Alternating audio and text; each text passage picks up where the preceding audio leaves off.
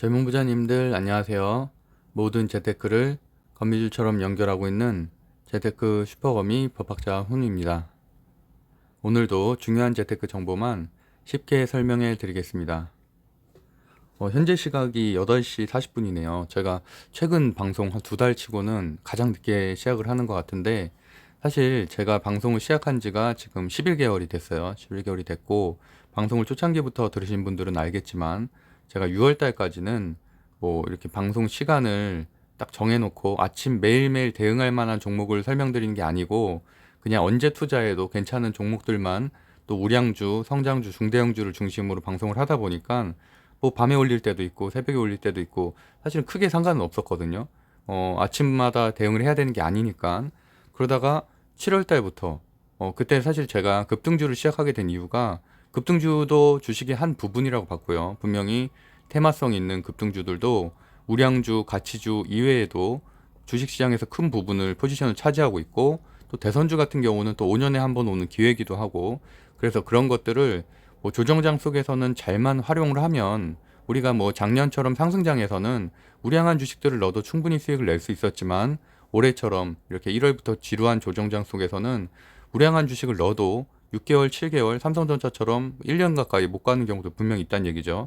그러다 보니까 조금 소형주에 투자를 해도, 그러니까 테마성 있는 소형주에 리스크를 감수하고라도 투자를 해도 어느 정도 뭐 커피값 정도, 치킨값 정도는 벌 수 있겠다라고 생각을 해서 저도 7월 달부터 이제 그런 급등주에 대한 공부를 시작을 했고, 차트 분석도 시작을 했고요.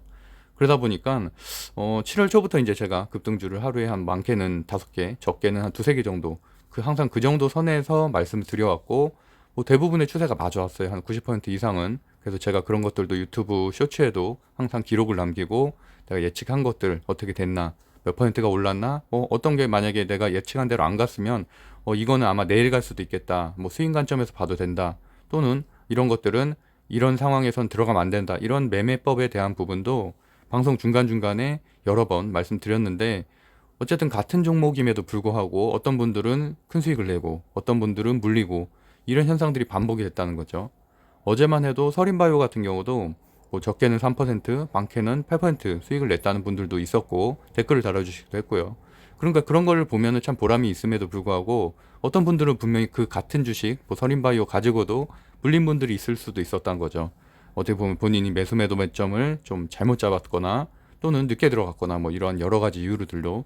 그러니까 그만큼 사실 급등주, 테마주는 상당히 위험한 거죠. 상당히 위험한 거고, 분명히 소액으로만 해야 되고, 그래서 저 같은 경우도 한 주만 투자하는 경우도 있거든요. 흐름을 보기 위해서.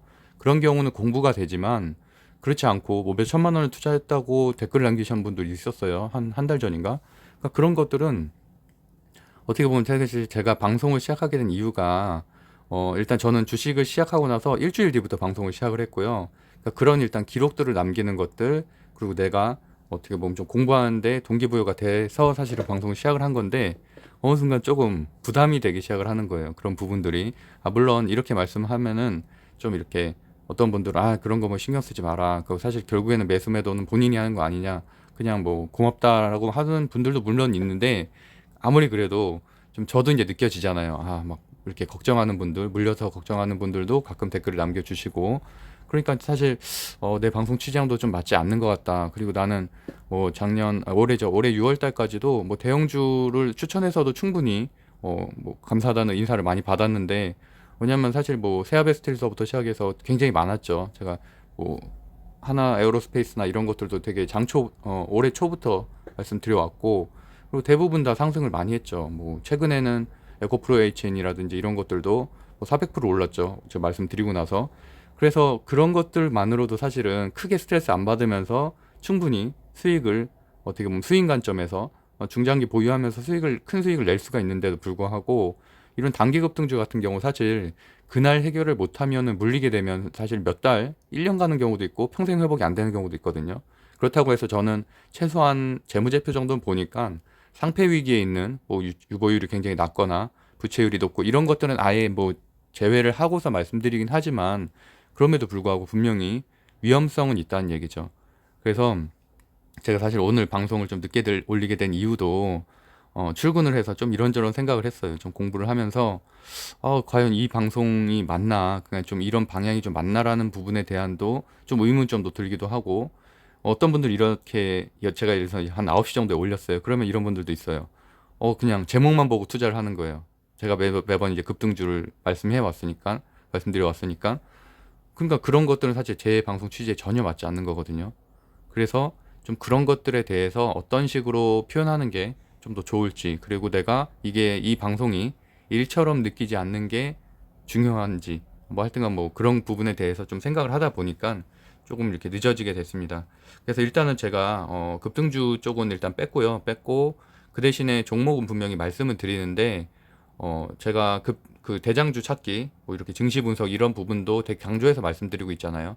강세 섹터를 찾는 것도 정말 중요하고, 상승률 1위부터 30위까지 안에서 어느 정도 좀 재료들을 찾는 것들이 상당히 중요하다. 그게 전체적인 흐름을 파악하는 거지.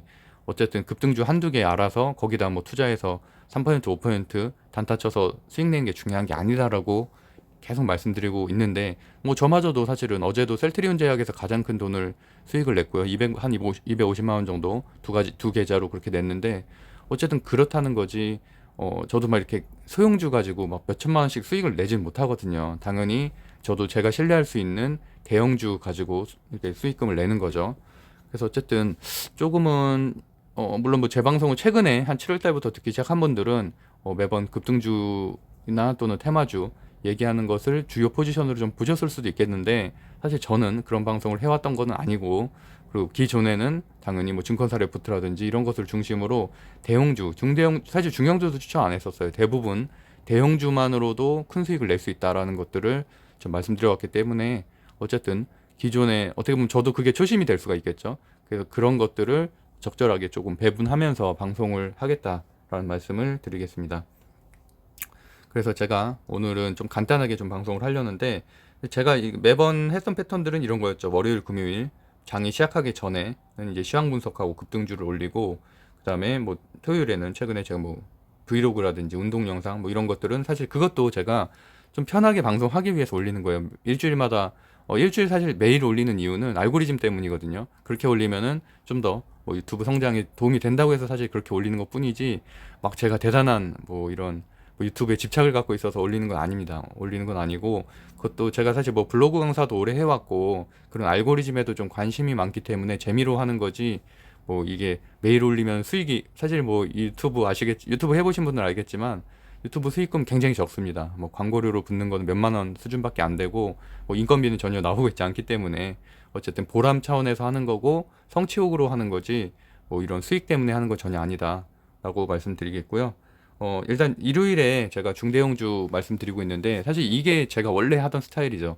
매주 일요일마다 하는, 그때는 이제 중대형주 특집 방송이나 마찬가지인데, 그래서 지난주 일요일에도 제가 뭐 카카오 말씀드렸고, 카카오 어저께 3% 상승을 했고 지금 추세가 전환이 되고 있죠. 정배열로 20선 위에 올라왔고, 그렇기 때문에 카카오는 지금 2달 조정 겪은 후에 이제 지속적으로 성장할 것으로 보이고, 최근에는 에코프로 BM이라든지 또는 이녹스 첨단 소재도 어저께 한 6% 가까이 상승을 했죠.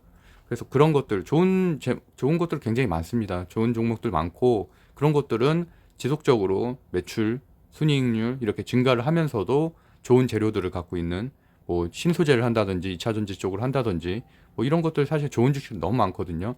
그래서 앞으로는 좀 더 그런 쪽에 어떻게 보면 스트레스 받지 않고, 스트레스 덜 받고, 안 받을 순 없죠. 덜 받고 좀 더 우량주에 투자하면서 뭐 그렇게 가끔씩, 정말 가끔씩 급등주 할 수 있는 그런 식으로 좀 방송을 진행하는 게 서로를 위해서 맞지 않나. 왜냐면 초창기에는 사실 오히려 초창기보다도 조회수도 더 떨어진 것 같아요.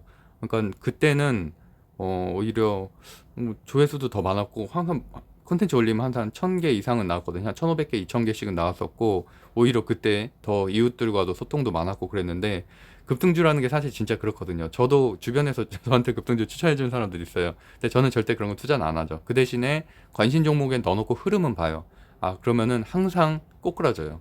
그러니까 그런 것들을 보면서, 그 사람도 참 여기다 돈 넣었으면 많이 손해를 봤겠네. 만약에 제가 돈을 넣었다면 당연히 저도 인간인데 원망을 할 수 있죠. 그 사람이 그런 거를 선택을 안 알려줬었으면 내가 그 돈을 안 넣었을 텐데. 그러니까 그만큼 위험한 거잖아요. 하다못해 우리가 삼성전자만 해도 8개월 물려도 이렇게 욕을 하는데 뭐 다 똑같은 상황 아닌가요? 어저께도 LG전자, 뭐 LG화학 이런 거 하락한 거 보고 얼마나 욕을 많이 했어요. 그러니까 좋은 주식임에도 불구하고 그렇게 욕을 하는데 급등주는 또 얼마나 더 그렇겠어요. 마음도 안 좋고. 그래서 어쨌든 제가 방송을 시작한 이유는 제가 공부를 하기 위해서 동기부여를 받기 위함이 사실은 가장 컸고요.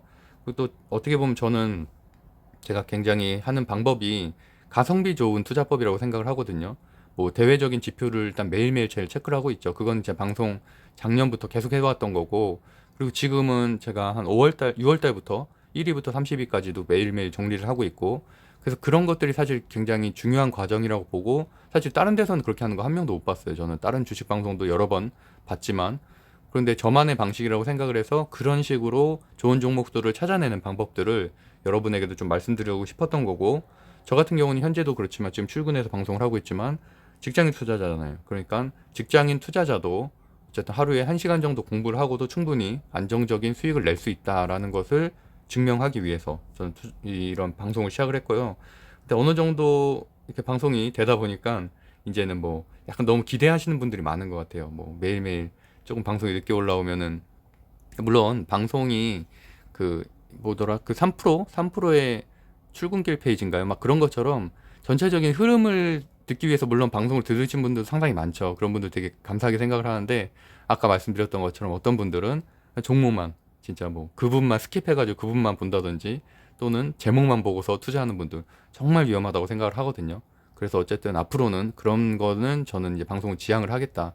그래서 종목을 물론 말씀을 드리고 그 부분에 대한 설명을 할 거예요. 분명히 왜 이 종목을 내가 선택을 했는지, 그리고 현재 흐름에서는 왜 이 섹터를 봐야 되는지에 대해서 그 부분만 알아도 정말 뭐 이건 쪽집게 시험제보다 사실은 더 그거죠.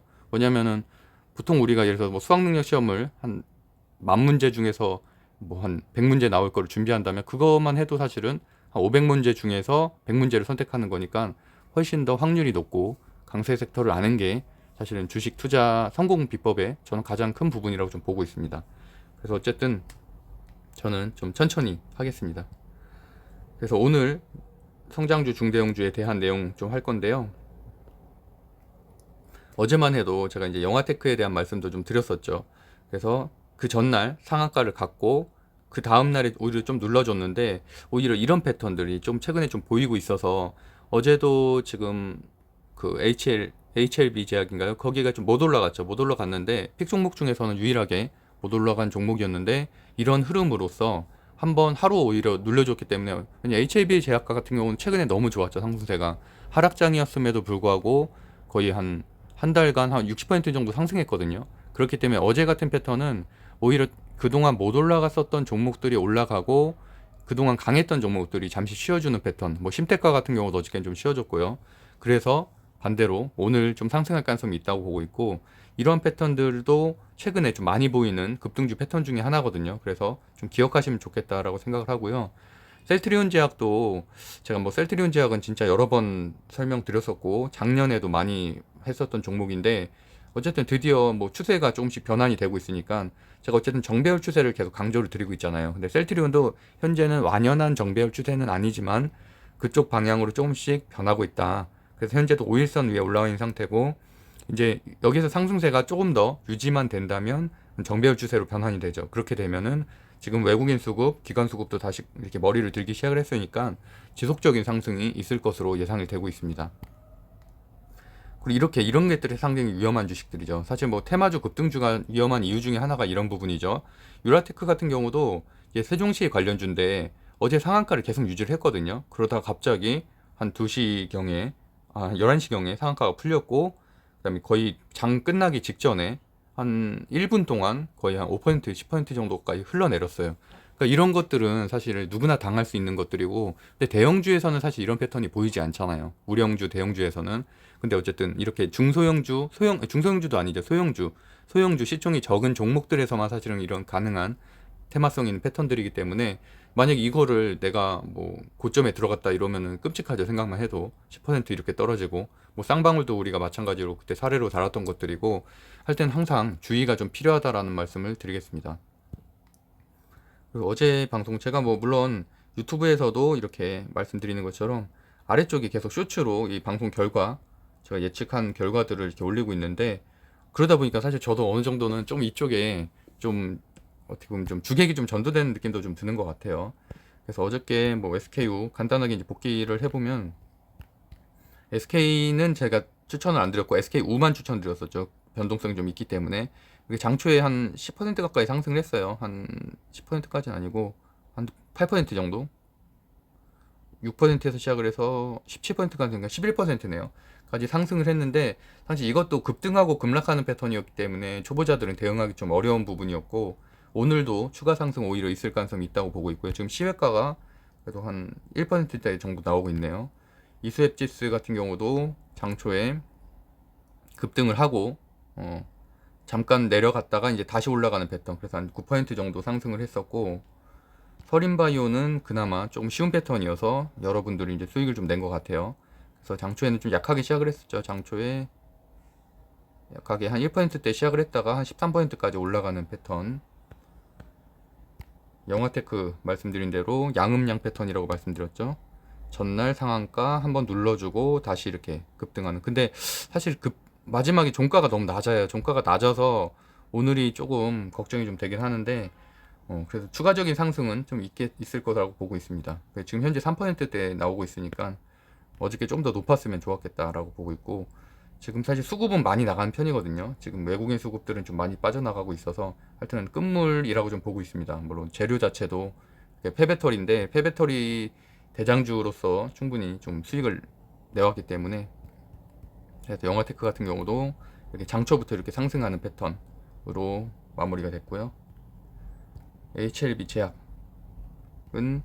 제가 이 패턴도 여러 번 말씀드렸죠. 이게 이렇게 결국엔 반등이 없었잖아요. 그래서 하락하기 시작하면은, 일단 장초부터 낮게 시작을 했고 하락하기 시작을 하면은 좀 조심해야 된다고 말씀드렸고, 그래서 그렇기 때문에 시초가 매매보다는 5분 정도 패턴을 지켜보고서 들어가라고 말씀드렸었는데 계속 하락을 했죠. 그러니까 1분부터 보면은 한 5분 내내 하락을 했기 때문에, 이런 것들은 당연히 시초가로 들어가면 큰 위험이 있었던 종목이기 때문에, 하여튼 제가 매매법에 대한 말씀도 여러 번 드렸었고요.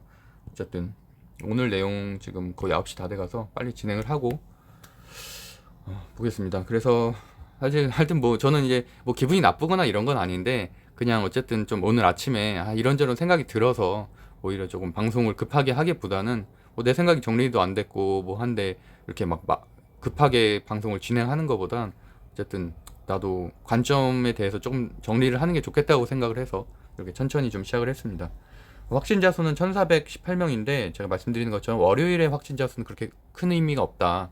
주말 끼고 산 거기 때문에. 그래서 화요일, 수요일이 이제 본격적인 제대로 된 추세이기 때문에 그건 것들을 오늘 좀 한번 체크해 보는 게 중요할 것 같고, 코로나 라이브 보면은 일단 1400명대 정도 나오거든요. 그래서 오늘 확진자 수 발표도 1400명대 정도 나오게 된다면, 당연히 뭐 이런 제약바이오가 지금 거의 2달 내내 델타 변종 바이러스 이후로 강한데, 이런 것들의 흐름은 조금씩 낮아지겠죠. 낮아지겠고, 이제 그로는 어쨌든 그 포스트 코로나 또는 위드 코로나까지라는 말도 나오고 있죠. 그러다 보니까 여행주라든지 지금 뭐 관광 레저, 강원랜드 뭐 이런 것들도 이제 천천히 좀 관심을 가져야죠. 저도 이제 CGV는 최근에 매수를 했는데, CGV는 최근에 물론 하락을 다시 했어요. 하락을 하고 지금 이제 어제 조금 상승을 했지만, 어쨌든 그렇게 콘택트 주주, 대한항공도 어저께 상승을 했죠. 대한항공, 뭐 모도투어, 뭐 CGV, 뭐 강원랜드, 이렇게 뭐 아무래도 콘택트 관련된 주식들 많잖아요. 그래서 그런 것들도 이제 좀씩 관심을 가져야 될 때가 왔다라고 보고 있고요. 다우존스 나스닥이 상당히 좋았고, 나스닥이 특히나 1.55%나 상승을 하면서 오늘 아무래도 추세 상승에 대한 좀 기대감을 갖게 되고, 어제 같은 경우는 제가 말씀드렸던 것처럼 기술적 반등이라고 제가 일요일 방송에서 말씀드렸었죠. 그래서 기술적 반등으로서 200일선에 닿아 있었기 때문에 상승 가능성은 충분히 있었는데, 이게 이제 계속성이 있냐는 또 전혀 다른 문제고, 좀 아쉬운 거는 5일선을 뚫지를 못했거든요. 어제 그 코스피 코스닥 모두. 그러다 보니까 그 부분에 대한 좀 아쉬움은 있다. 그리고 유럽 증시도 다 좋았고요. 이렇게 뭐 글로벌 증시, 아시아 증시까지 다 좋았기 때문에 오늘도 일단 미국 증시가 좋게 마무리가 돼서 어느 정도는 그래도 보합하면서 약보합세를 유지하면서 상승할 가능성이 있다라고 보고 있고요. 국채금리 1.25% 정도로 뭐 소폭 하락했는데 뭐 괜찮은 수치고, 무엇보다도 좋은 건 환율이죠. 환율이 0.97%나 큰 폭으로 하락을 했기 때문에 이 부분은 상당히 긍정적이라고 할 수가 있고, 환율이 좀만 더 떨어지면 외국인 수급이 다시 지속적으로 들어올 수 있겠다는 긍정적인 생각을 하고 있습니다. 코스피 같은 경우는 상승 종목이 더 많았죠. 상승 종목이 많았고 코스닥 같은 경우도 거의 압도적으로 상승 종목이 많았는데 사실은 금요일과는 완전히 반대죠. 목요일 금요일엔 반대로 하락 종목이 거의 한 10배 가까이 많았었으니까, 그렇기 때문에 사실 어제는 본인이 가지고 있는 종목이 지수보다만 높았으면, 지수가 한 1.5% 정도 됐으니까 그거보다만 높은 수치를 기록했으면 상당히 좋은 종목을 가지고 있었던 거죠. 근데 이제 아쉬운 거는 말씀드렸던 대로 5일선까지는 건드렸는데, 제가 이렇게 지금 체크한 것처럼 지수도 이렇게 5일선, 10일, 20일선, 60일선 같은 이동평균선을 봐야 되거든요. 이거 추세기 때문에 200일선은 제가 말한 대로 거의 데드라인이라고 말씀드렸었고, 200일선을 터치하고 코스피가 올라와 있는 상태인데 지금 5일선을 뚫지는 못했어요, 어저께 상승이. 그래서 이제 오늘까지, 만약에 오늘 5일선을 이렇게 뚫어준다면, 그러면은 그건 어느 정도 긍정적인 추세가, 뭐 상승 추세까지는 아니겠지만 그래도 보합에서도 좀 약간 우상향 할 수 있는 추세로 볼 수가 있겠고, 코스닥은 그거보다 좀 더 강했었죠. 어저께 2%대 상승을 하기도 했고 5일선에 좀 더 근접했다는 뭐 긍정적인 느낌. 그래서 뭐 어저께 테마주들이 사실은 거의 종합 선물 세트라고 할 수 있을 정도로 거의 모든 테마주들이 상승을 했죠. 그래서 그런 부분들, 그리고 빅스 지수도 많이 떨어져서, 공포 지수가 많이 올라가면 변동성이 커지기 때문에 좋지 않다고 말씀드렸는데 많이 하락을 해서 괜찮고요. 필라델피아 반도체 지수가 상당히 높게 올라갔어요. 엔디비아다가 이틀 연속 5%대 상승을 했고, 마이크론 테크놀로지도 많이 올라갔기 때문에 이거는 오늘 삼성전자, SK 하이닉스의 증시를 끌어올릴 가능성이 높아졌죠. 이런 것들이 상당히 뭐 지수에도 긍정적인 영향이고, 최근에 비트코인의 상승세가 심상치 않은데 가상화폐가 다시 이렇게 올라가고 있죠. 그리고 비트코인도 뭐 상당히 높은 수준으로 전고점 대비해서도 한 30% 정도 남기고 이제 많이 올라가고 있어서, 이런 것들이 아무래도 어저께 두나무 관련주, 가상화폐 관련주를 많이 끌어올렸죠. 그래서 하나투자증권이라든지 이런 우리기술투자, 이런 것들을, 하나투자증권 우 같은 경우는 상한가를 갔죠. 그런 식으로 만들었고, 홍준표 씨가 최근에 지지율이 높게 나왔다는 결과가 어저께 나왔어요. 그러다 보니까 어제는 홍준표 씨 관련주가 대선주를 사실 거의 독식을 했죠. 물론 뭐 윤석열 씨 관련된 주, 최재형 씨 관련된 주도 소폭 움직였지만 단연 10% 이상씩 올랐던 건 홍준표 관련주였다. 그래서 이런 흐름들 정도 체크하시면 될 것 같고, 국민의힘 뭐 이 부동산 거래 법령 위반 의혹이 나왔는데, 이 중에서 뭐 특정 캠프에 좀 많이 몰려 있다는 얘기들이 나왔어요. 그런 것들은 그 특정 캠프에는 악재겠죠. 그래서 그런 부분 좀 조심해야 될 것 같고, 그래서 이제 증시 분석 대장주 찾기 한번 해보겠습니다. 거의 지금 9시가 돼서 뭐 좀 그렇긴 한데, 그래서 어쨌든 제가 말씀드렸던 것처럼 급등주를 찾는 게 중요한 게 아니라, 그래서 매일매일 흐름을 파악하고 그런 주식들을 뭐 장 후반에 들어갈 수도 있는 거죠. 그런 주식들은 언제 들어가도 괜찮은 주식들이니까 그런 것들을 보도록 하겠습니다. 어저께 상승률이 가장 높았던 종목은 대선주인 홍준표 중인 이제 3일이었고, 그 다음에 뭐 이렇게 파란색으로, 제가 항상 바이오주는 파란색으로 체크해 놓죠. 그래서 국제약품, 바이오니아 이 정도 있었고, 그 다음에 삼성공조, 자동차 부품, 이런 경우는 테슬라 AI 데이 이후에 이런 자동차 부품주들이 상승하기 시작을 했거든요. 그래서 그런 차원에서 좀 움직였다. 그리고 크리스탈 신도대, 그러니까 한국 상장한 중국 기업주거든요. 중국 기업주 섹터도 따로 있을 정도로 과거부터 이런 곳들도 크게 상승을 한 이력이 있어요. 그 대신에 변동성이 상당히 심한데, 크리스탈 신도대도 그런 차원에서 좀 움직였다 정도로 체크하시면 될 것 같고요. 그 외에는 뭐 C랩, 메타버스면서도 신규 상장주, 메타버스주가 어제는 전체적으로 좀 약한 편이었는데, 그래도 C랩 같은 경우는 상당히 상승률이 높았다. 19% 정도 마감을 했죠. 그리고 유라테크, 세종시 정책주, 이거 유라테크도 사실 제가 한 2달 반 그 전쯤에 대선주 다룰 때 한번 다뤘던 종목이에요. 저도 그 당시에 투자를 했었다가 매도를 했던 종목이고, 근데 오랜만에 세종시 관련해서 이낙연 씨가 어저께 언급을 했죠. 그것 때문에 사실은 주요 뉴스들을 매일매일 체크를 해야 되는 이유가 그런 것들이고요. 그것 때문에 어저께 급등을 했고, 이것뿐만이 아니라 세종시 관련된 주식들이 네 곳이 있는데 거기에 다 올랐죠. 제가 뒷부분에 한번 말씀드릴게요. 그리고 세아 제강 지주 같은 경우, 세아베스트를 가지고 있는 그 세아 지주죠. 거기도 이제 2분기 실적, 호실적과 미국 인프라 투자 이런 것 때문에 상승을 했고, KG ETS도 폐기물 관련주로 뭐 최근에 상승세가 한 올해 초부터 좀 괜찮은 종목인데, 뭐 좀 관심을 가져놓으면 좋을 것 같습니다. 뭐 아무래도 건설 폐기물들이 아무래도 건설 현장에서 많이 나오다 보니까 이런 폐기물 관련주도 상승하기 마련이죠. 말씀드렸던 대로 한국 상장한 중국 기업주로 또 CKH도 상승을 했고, 그다음에 상하알미늄 같은 경우는 2차 전지 관련주거든요. 최근에 2차 전지 관련주가 여전히 강세를 보이고 있죠. 지금 한 달 반 벌써 됐는데, 이 흐름은 사실은 이제 거의 끝부분이라고 보고 있고, 어제마저도 에코프로비엠이 또 상승을 했거든요. 근데 사실 워낙 과열돼 있기 때문에 이제는 좀 대장주 섹터가 좀 딴 데로 옮겨갈 때는 됐다.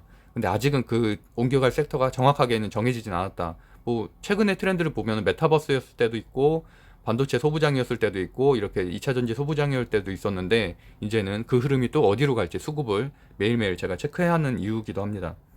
또 한진중공업 오랜만에 조선주가 어제 한국조선해양 같은 경우도 한 4% 정도 상승을 했고 오랜만에 상승을 했는데 지속성이 있을지는 조금 의문이에요. 아무래도 철강이라든지 이런 뭐 조선 쪽으로는 악재들이 지금 끊임없이 나오고 있기 때문에 물론 고점 대비해서는 마이너스 40% 정도 된 상황이거든요. 상당히 좀 그래프로 보면 좀 안타까운 상황인데 어쨌든 현재 가치주와 성장주 둘 중에 하나 투자라면 전 무조건 성장주거든요.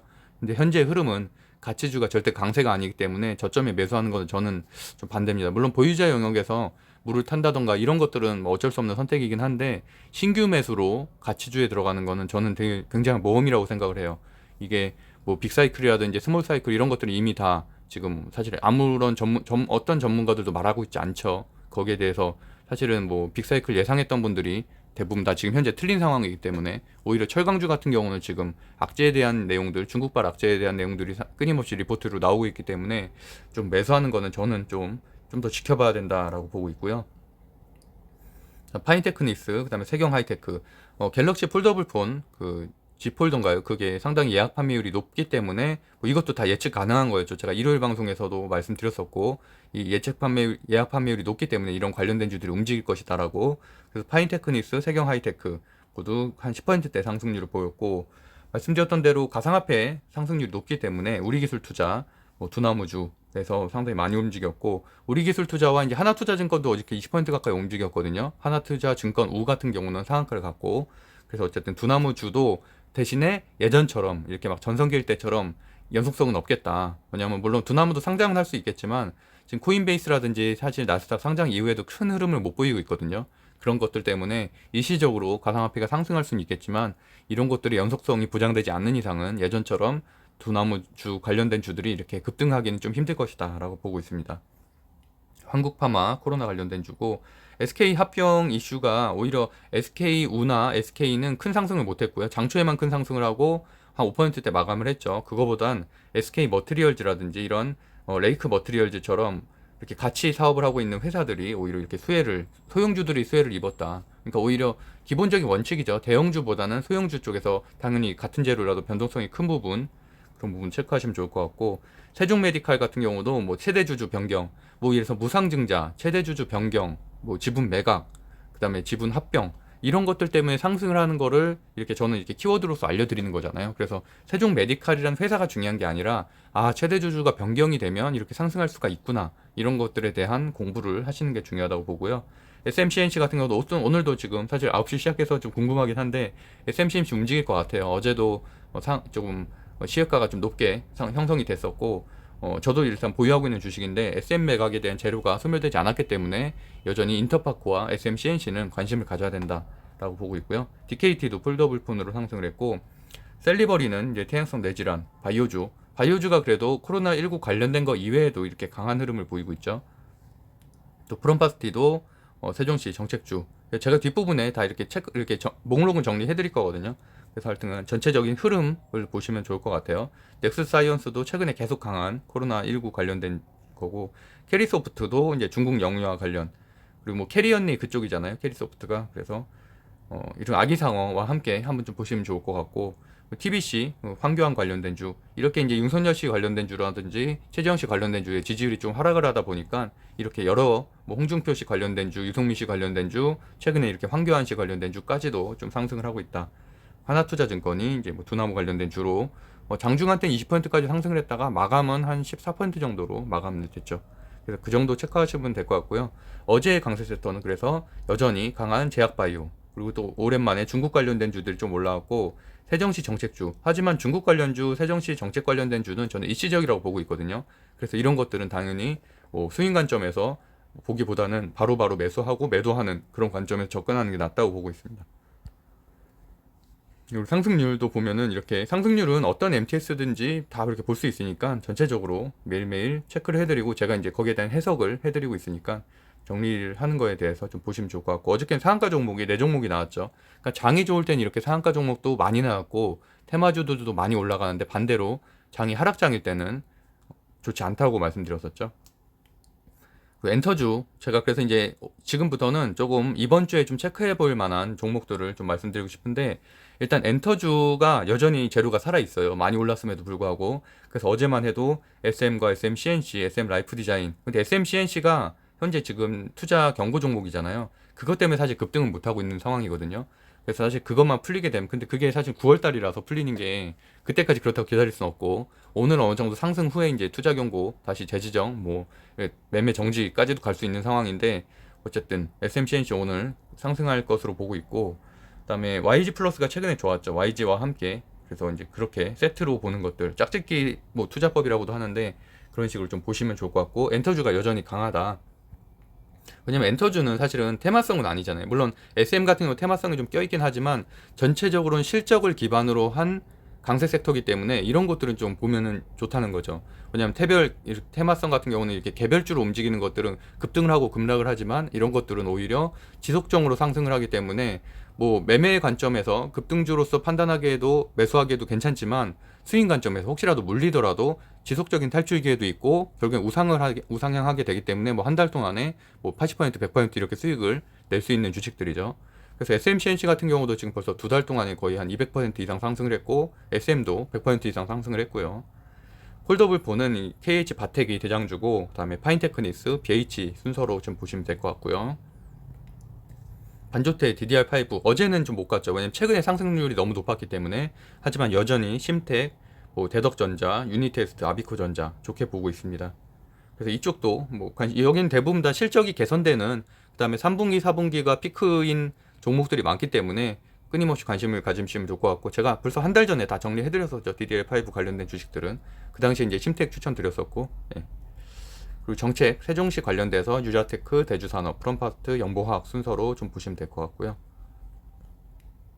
홍준표 관련된 주 오늘도 좋은 흐름으로 보이는데, 3일이 근데 아쉬운 게 어제 상한가가 깨졌어요. 그래서 사실 오늘 급등주를 설명드린다면은 제가 뭐 3일이나 경남스틸 말씀드리려고 했는데, 그래서 조금 상한가 깨진 것 때문에 좀 아쉬움이 있고, 그래서 뭐 지속성이 있을지는 좀 지켜봐야 되고, 경남스틸 같은 경우는 저도 이제 현재는 보유하고 있는 상황이고, 일단 오늘의 흐름을 좀 보고서 매도를 좀 정리를 해야 될지를 좀 결정해야 될 것 같습니다. 그래서 한국선제, 뭐 휴맥스 홀딩스는 어저께 시외 상한가까지 갔었죠. 그래서 오늘 흐름 좋을 것으로 보여집니다. 두나무 관련주.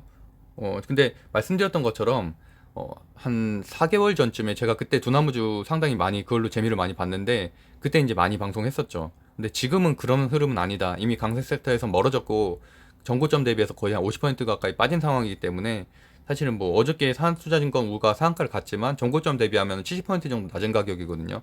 그래서 뭐 이런 것들은 계속성이 있다고 보기는 어렵고, 비트코인이나 가상화폐가 상승을 하더라도 일시적일 것이다라고 보고 있습니다. 그래서 신규 매수를 하더라도 바로바로 매도를 하는 방식으로 접근하시면 좋을 것 같아요. 현재 어차피 지금 제가 장을 시작할 때 이렇게 하는 경우가 별로 없는데 한번 좀 보겠습니다. 서린바이오 오늘도 조금 상승을 하네요. 서린바이오 상승을 하고, SK바이오사이언스 관련 앞쪽을 좀 볼게요. 저 사실 이렇게 지금 제가 9시 20분까지는 좀 시간이, 그 출근 이후에도 9시 20분부터 제가 업무가 시작이 돼서 전체적으로 흐름만 한번 보고서 말씀드릴게요.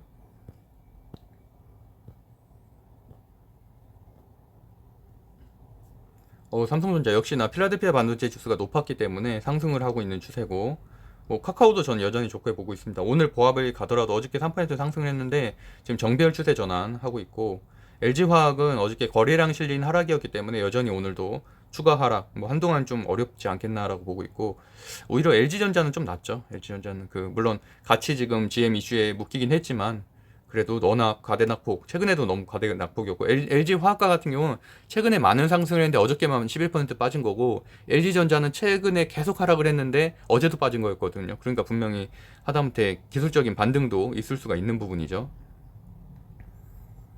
그리고 뭐 셀트리온 헬스케어, 셀트리온 제약, 어제 이제 셀트리온 제약이 많이 올랐기 때문에 오늘은 조금 반납을 하고 있고, 어저께 저는 일단 10% 올랐을 때 좀 일부분 정리를 했고, 그럼에도 불구하고 셀트리온 제약 여전히 전 많이 들고 있습니다. 1월 달에 투자한 거는 여전히 마이너스 10%라서 한 4천만 원 정도 들고 있어요. 그리고 반도체 쪽, 그 필라델피아 반도체 지수 말씀드렸죠. 상당히 좋은 흐름이고 전체적으로 괜찮은 수급이 들어가고 있다. 코스닥. 그리고 DDR5 관련된 주 좋다고 말씀드렸죠. 역시나 오늘 대덕전자, BH 움직이네요. 심택도 괜찮고요. 아비코전자 4%대 상승하고 있고. 그러니까 제가 좀 전에 방송을 하고서 바로 보는 거잖아요. 그러니까 흐름이 괜찮다는 거죠. 어쨌든 이렇게 DDR5 같이 우량주들 실적이 개선되는 것들, 예상되는 것들은 뭐 사실 부담 없이 들어가기 전에 이렇게만 해도 5% 6% 급등하지 않고서도 수익을 낼 수 있는 것들이잖아요.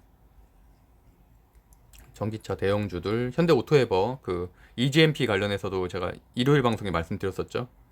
그래서 제가 저라면 투자한다면 현대위아 아니면 현대오토에버다. 현대차나 기아가 아니라 그렇게 보시면 될 것 같고, 최강주들도 오랜만에 상승하네요. 조선해양도 이틀 연속 지금 상승하고 있고, 이것이 만약에 계속성이 있다면 모르겠는데 그렇다 쳐도 사실은 보시는 것처럼 지금 거의 40% 정도 낮은 가격이라서 아직은 조금 이거를 속단하기는 좀 이를 것 같아요. 아직 21선까지도 많이 남았고, 제가 대형주는 21선 매매 기준으로 한다고 말씀드렸는데 지금 보면은 5일선은 통과를 했지만 또 갭까지 띄었고, 갭도 내일 메꿀 가능성이 높죠. 그렇게 되면 21선이 높는 지점이 매수 시점이라고 좀 보고 있습니다. 건설 가치주가 오늘은 좀 강하네요. 배터리 소재, 최근에 강했었던 배터리 소재는 조금 쉬어가는 분위기고, 폴더블폰 오늘까지도 강하고, OLED 쪽도 제가 일요일날 소개했었던 곳이죠. 이녹스 첨단 소재 오늘도 2%대 상승입니다. 어제도 5% 상승했거든요. 상당히 좋죠. 그러니까 이게 갤럭시 폴더블폰과도 관련돼 있어요. OLED 쓰니까. 게임주도 NC소프트 이번 주에 신작 출시하죠. 그러니까 오히려 저는 이런 게임주, 엔터주, OLED 그리고 배터리 반도체 소부장 이쪽이 사실은 중장기 보유하기도 너무 좋고 오히려 이런 테마주보다는 낫다고 봅니다. 남북경협주도 제가 관심을 가지라고는 했지만 급등하고 급락을 하다 보니까 대응하기 어려워하는 분들이 많아서 드리는 말씀이고, 오늘 경락스틸 좋네요. 예, 상승률이 굉장히 좋고, 그래도 다행히 그래도 3일보다는 경락스틸이 훨씬 더 지금 패턴이 좋고 휴맥스홀딩스도 좋은 편이고요. 하여튼간 이런 식으로 뭐 급등주에도 저는 정리를 해드리겠지만 어쨌든 전체적으로는 우량한 중대형주 중심으로 좀 말씀을 드리겠다라고 정리를 해보겠습니다. 네, 그럼 오늘 방송은 이 정도로 마무리하겠습니다. 구독과 좋아요는 사랑입니다. 하여튼 제 방송을 좋아하시는 분들이 많고 저는 항상 감사하게 느끼고 있는데, 저도 어쨌든 방송을 오래 하려다 보니까 좀 이런저런 생각이 들었다 정도로 생각해 주시면 감사할 것 같습니다. 감사합니다. 오늘도 행복한 하루 되세요.